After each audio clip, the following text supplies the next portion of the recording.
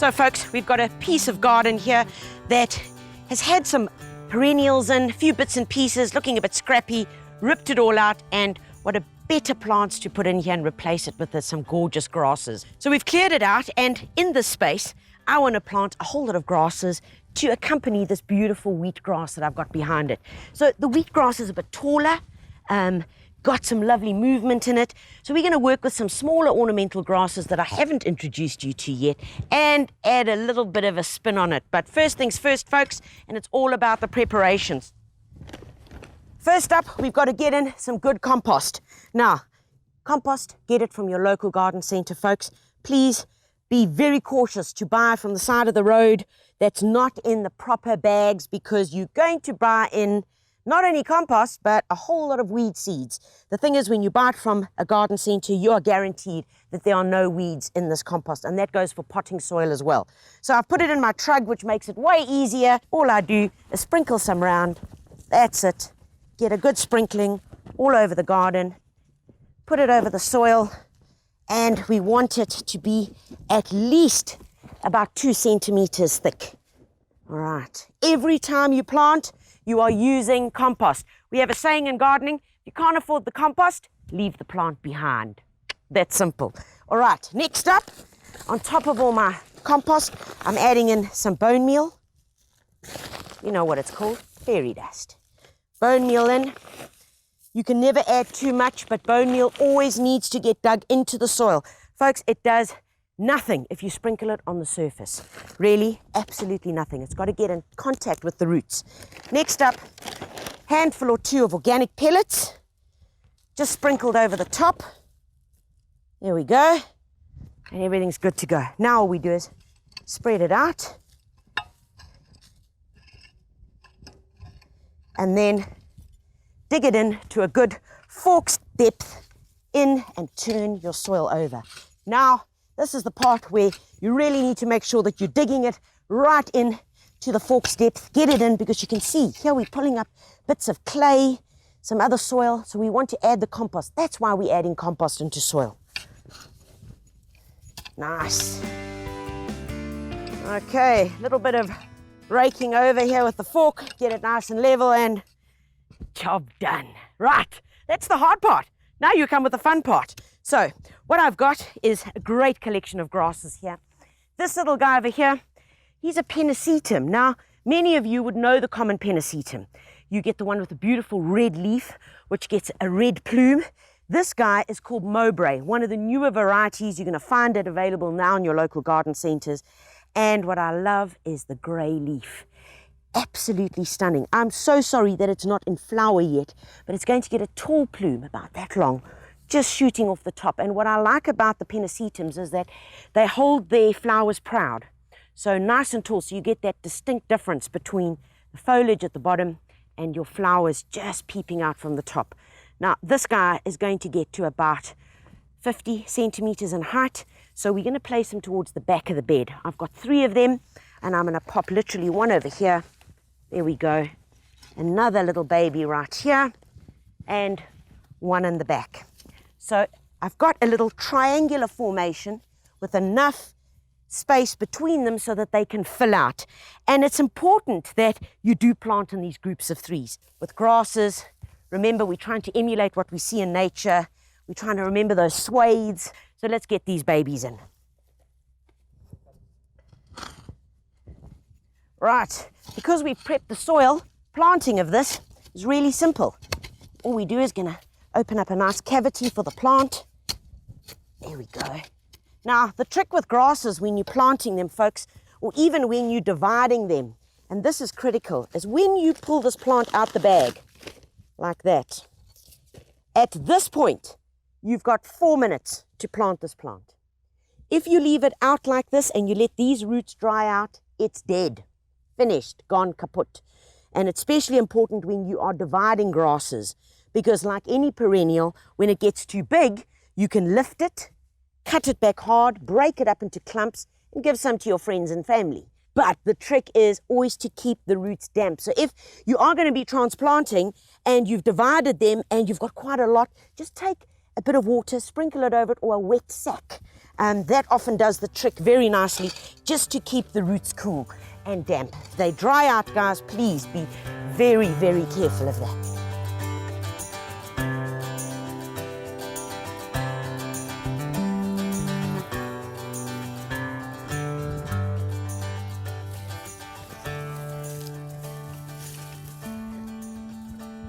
Right, I'm happy with the background planting. I'm going to introduce you to these little guys.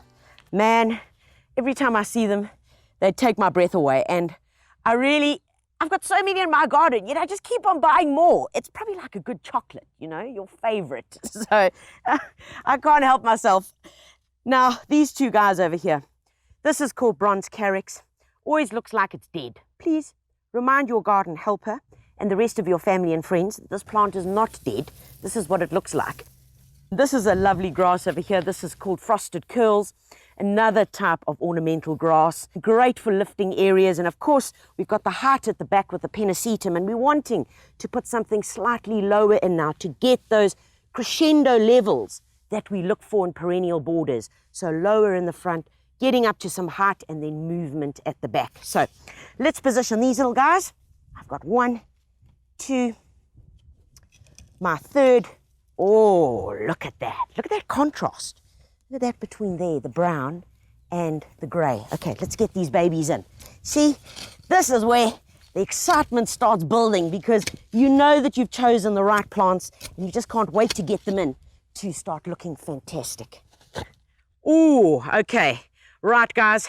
This is where we need a bit of divine intervention. You can see this plant has been in the pot for quite a while. This is normal. Don't stress about it. Don't think, oh, root-bound plant, it's going to be hideous, not going to grow in my garden. Not true. Grasses are like children who haven't taken their Ritalin in the morning. They are very adventurous and excitable, and that's why they grow lots of good roots. So what we want to do is, remember, we want to break the cycle of them going round and round and round. And all we're going to do is take the pair of secateurs and literally just cut in a bit here. That's all I want to do. Just cut in a bit so that we break the cycle of the plants that are just simply going round and round. Once we've done that, just open it up a bit. There we go. Do you see that? Open it up a bit there. There we go. That's all the plant needs. It just needs like a change in direction. That's it. Do that and you're good to go. Safe. Okay? Let's get this baby in. Ooh, nice. Nice, nice, nice. All right. Next little guy. Remember, I've still got the triangle. 1, 2, 3. That's it.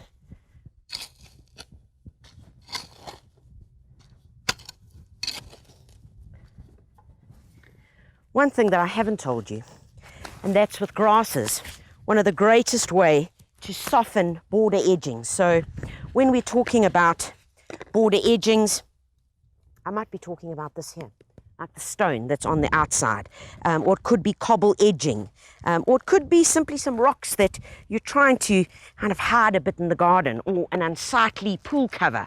Well, the great way to break it is by using things with long linear leaves and soft that can move in the wind. And look immediately when I put this against the edge here, how it just softens it. And that is one of the great attributes of this plant. Remember, when you've planted, always make sure that you haven't mounded the soil up too far up against the neck of the plant. A general mistake that many gardeners make, and what it does is it causes collar rot. So you'll actually strangle the plant. So just make sure that you've pulled the soil just a bit away once you've done your initial planting. Okay, and my last little baby that I'm putting in is little frosted curls. And let's get some holes done for him. I've got 3, also the same triangular. Now, obviously, if you had a bigger space that you were working in, you would just use more of them. And still keeping those same groupings going in the swathes that you're looking for. And that's what's most important.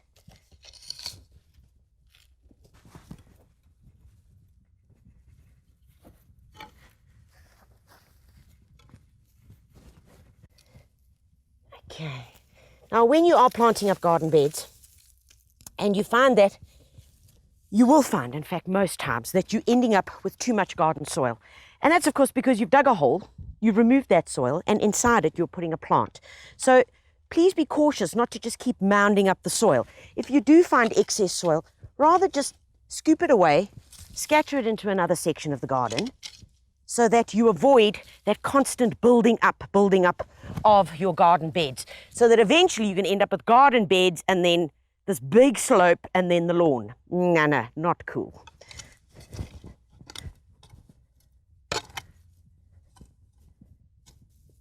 So remember I told you that there was something cool, a little twist, and these are them here.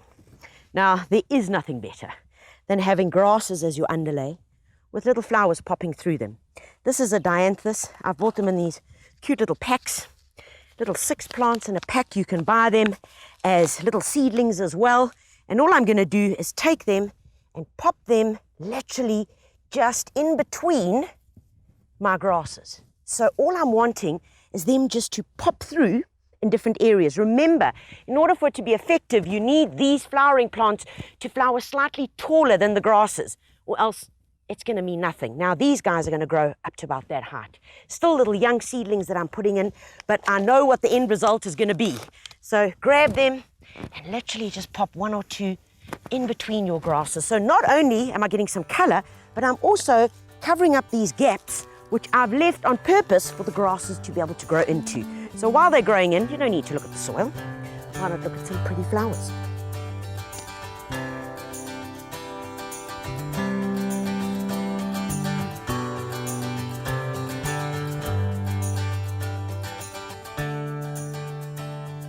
So there we have it, the little dianthus in between, just popping out with a bit of color.